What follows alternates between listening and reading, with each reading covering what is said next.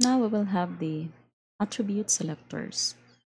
Um, Selectors can also be defined based on attributes and attribute values within elements. So for each element, we have ID attribute and class attribute.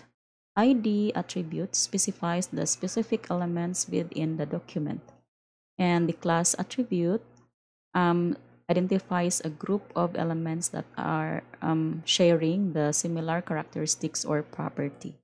So ID attribute specifies the values that is unique, and class values can be applied to many elements, so group of elements. All right, so we have here the attribute selectors, like given the mm, LMID. Wait, we'll just use the magnifier for a display. Okay. Wait. All right. Okay. I will be opening again the magnifier. Hmm.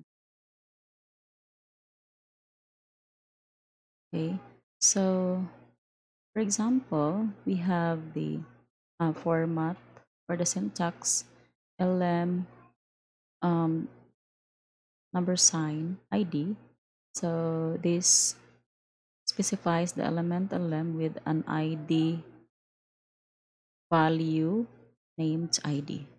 So how will you apply this one? Like an example, you are going to apply um, such property or such style to the specific ID of intro under H1 element. So to apply that one, let us have, okay, let us go back to here. All right. Okay.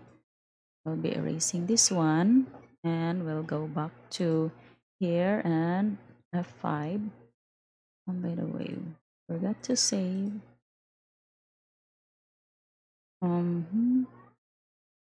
Okay.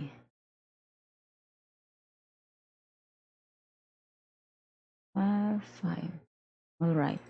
So, for example, to a specific element, okay, under index.html, we have, for example, we have to specify this one, this ID, okay, that is equal to,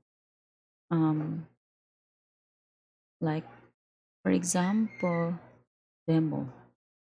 Okay, save. And here, we have to specify the list item.